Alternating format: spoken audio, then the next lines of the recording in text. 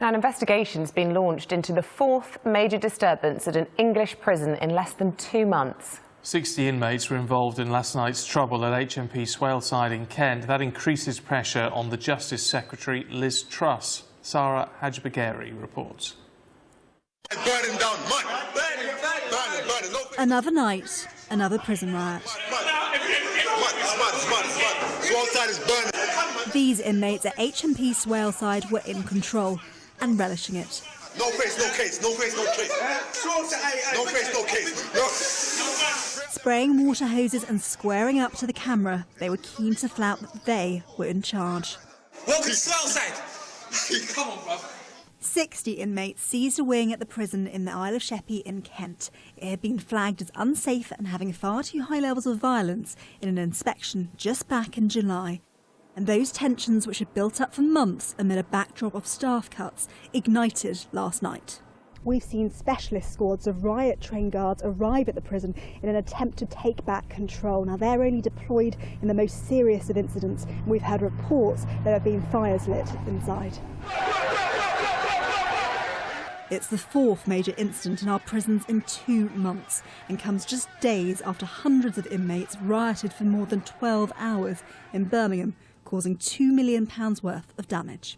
But the recent spate of riots doesn't come as a surprise to the Prison Officers Association. And what we've seen is a slow drip effect where prisoners become in charge of prisons, basically, and it's not the position we ever wanted. We've cut frontline staff too much. They're in an ongoing dispute with the government over safety and salaries, with pressure mounting on Justice Secretary Lizz Trust to get a deal in place. The Ministry of Justice stressed that the incident at Swaleside was contained to just one wing and eventually resolved. But the crisis emerging in our prisons appears to be anything but isolated. Sarah Hajbagheri, Sky News, the Isle of Sheppey in Kent. Well, we can go live now to the Ministry of Justice. Our reporter Joe Tidy there for us this morning. Another day, Joe, and another riot. A bit of a crisis in the prisons. What's the government doing about it? Yeah, well, it would be easy, wouldn't it, to blame the prisoners for the riot last night. After all, they're the ones that started the violence, the disturbance, they lit the fires. But there is a pattern emerging over the last few months that could point to a wider problem. Let's take a look at the timeline of the last couple of months. So at the end of October, a national response unit had to be brought in to control prisoners at East Sussex Jail, HMP Lewis. The following month, on the 6th of November, we saw almost 200 inmates on a rampage at HMP Bedford.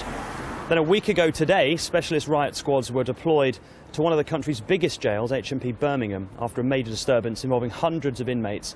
Lasted more than 12 hours. In total, the Tornado team, the specialist tactical team that's arranged and set up for this very reason, has been deployed 6 times this year. And if you ask the Prison Officers Association and other critics, they will say this is because of a cocktail of overcrowding, underfunding, not enough staff, unhappy staff, and also prevalence of drugs as well.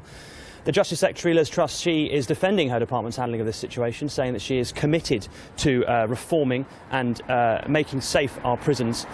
And she's also announced 2,500 new guards will be trained and put in prisons. But the problem, of course, is how long will it take to get people ready to be put into prisons? Because at the moment the situation is getting worse and worse, and by the time those guards get put in the new prisons, we could see more events like last night. We're hoping to speak to the Justice Secretary as she gets to work this morning. OK, Joe, let us know if you do. Thanks very much.